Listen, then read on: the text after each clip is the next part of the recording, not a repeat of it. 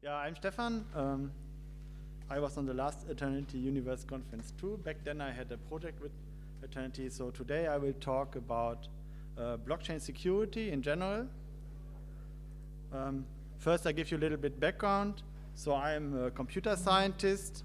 I work as a security analyst in CNLab Security AG in Switzerland, and we do security reviews for all kinds of customers, most often financially institutions like banks and so on, but also we did security reviews for Eternity in the past. That's how I know most of the people here. So I have done blockchain related research for more than 10 years, actually for more than 11 already. I did research on zero knowledge proofs and zero coin. Zero coin was a paper back in the day that was developed later into zero cash and then into Zcash, which is now a live cryptocurrency that is famous for anonymous transactions based on zero knowledge proofs. And then I did research on ECDSA attacks that allowed people to steal money from wallets. We will talk about that later as well. I did some blockchain protocol architecture with a company called Trestor that was distributed team, people from Canada and India mostly. And I did blockchain security reviews for Eternity, one before the launch, one after the launch, and one about smart contracts. And I did wallet security reviews for many different companies, for banks who want to build their own wallet for their customers or something like that. So what we'll be talking about, we will be talking about why blockchain security matters in the first place, and then we will look at different kinds of attacks on blockchains, attacks on wallets, attacks on exchanges, and attacks on smart contracts, and then we will draw some conclusions. So why blockchain security? Why is security really important for the blockchain? Now the main problem is it's really easy to steal assets from the blockchain. If you have any classical cybercrime problem, you have like people hack a company, they steal some data, and then they have to think, how do we make money from the data? They have to blackmail the people or something like that. But if you steal bitcoins, you just have them. You don't even have to sell them anymore. Of course, you need to sell them if you want dollars, but if you just have data from Sony Music or something, you cannot really do anything with it except blackmail. Same with customer data or something like that. And it's hard to track stolen assets. Of course, there's some way to track the transactions in the Bitcoin network and in other cryptocurrencies, but it's quite hard. People use services to hide their assets, hide the stolen money, and pay out. So the first part is about wallets. So why are wallets an interesting target? Now there's two reasons mainly. First of all, wallets have to be handled correctly. If the person doesn't really know what he's doing, he might save the secrets of the wallet not in a secure way, or choose a bad password or something like that. That's the way to steal money from the wallet. And the other way is wallets can have bugs. Wallets are software. Also hardware wallets run software. So bugs are always a possibility and can always be used to steal money in this case.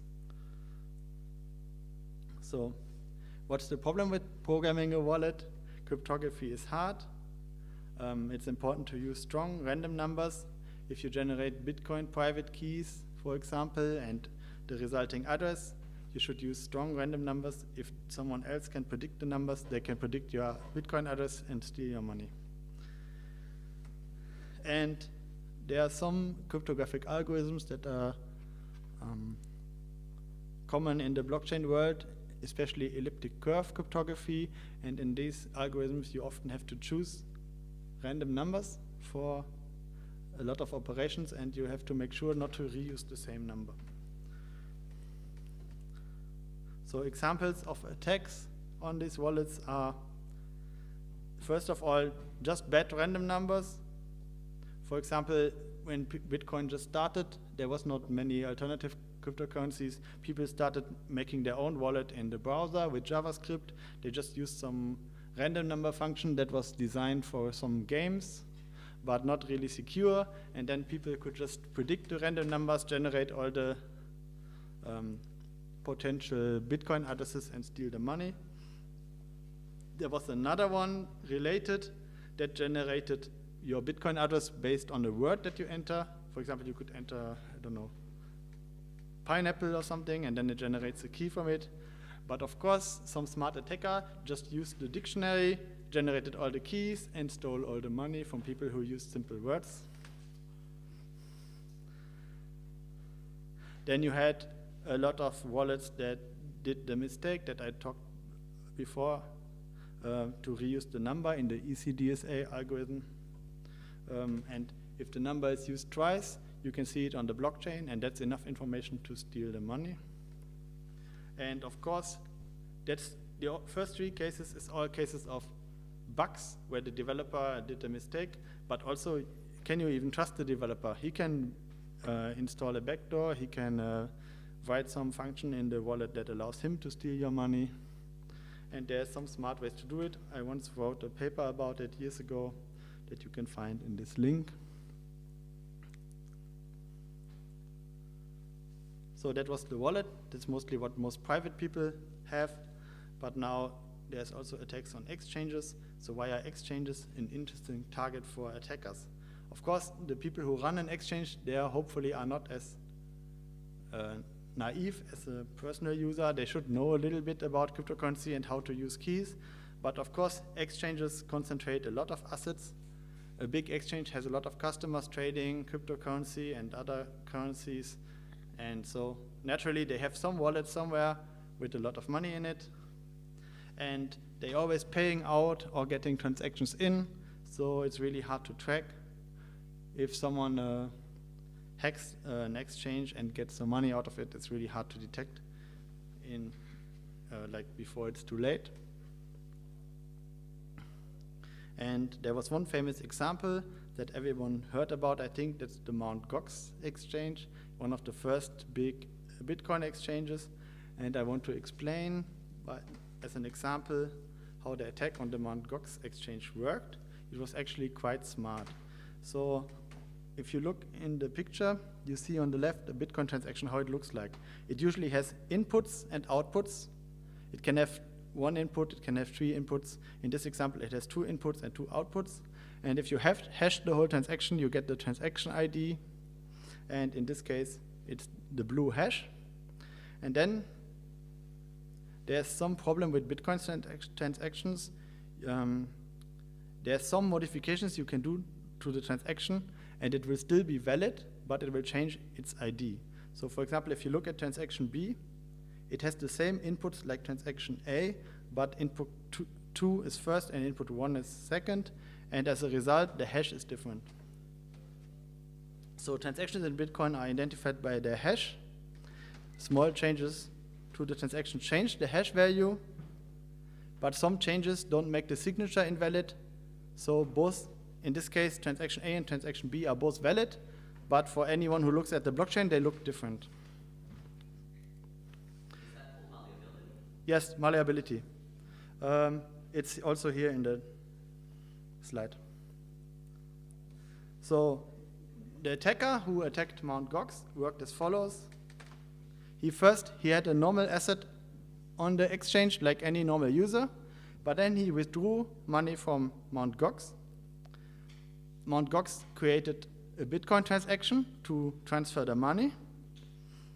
Then the attacker looked at the mempool and the nodes to find this transaction, and then modified it in a malleable way, so it's still valid but has a different hash.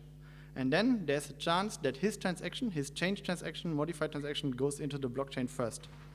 And in this case, Mt. Gox always checked for the hash, so Mt. Gox was under the impression the transaction was not executed. So the attacker got the money, but Mt. Gox did not book the money. I also made a little drawing how this works. So you can see on the left the attacker, he just enters a withdrawal to the exchange starts to create a transaction, and of course it's in the blockchain, so everyone sees the transaction before it is mined, and then the attacker can modify the transaction, and then there's some chance the original one goes into the blockchain, and there's another chance that the fake one goes into the blockchain, and in one case the attacker gets the money, but the exchange doesn't book it. So this is actually really at the core of how Bitcoin works. It's really not like someone lost his key or someone faked some account on Discord. Nowadays you hear a lot of silly attacks, but this was actually quite a smart attack. So then the third part of our talk is about smart contracts. So why are smart contracts an interesting target? Now, smart contracts are public on the blockchain. Everyone can see them, everyone can read them, everyone can try to find bugs in them. Smart contracts manage assets oftentimes. So attackers can think about ways how to get assets by using vulnerabilities in transactions. And then attackers can prepare the attack offline. They can just look at the contract, they can try everything, and then when they're sure it works, then they just launch the attack publicly. Then the people see the attack, but it's too late. So here we have kind of a similar problem with the wallet, but it's kind of different too. So the problem is programming is hard. It's generally really hard to know what the program does. If you look at it, it's called the halting problem. Most people who studied computer science should have heard about it. And there's a more general way to put it. It's called Rice's theorem, which states that you can, if you look at the program, you cannot tell whether it does something or doesn't do it, except for really trivial things that every program does. And smart contracts are programs, so the same rules apply to smart contracts. But then there's another problem with smart contracts. It's even worse than with the wallets. A smart contract is posted to the blockchain, and then after it, it's really hard to change it. It's really hard to update it. If you have a bug in a part that you cannot change, then no one can save you.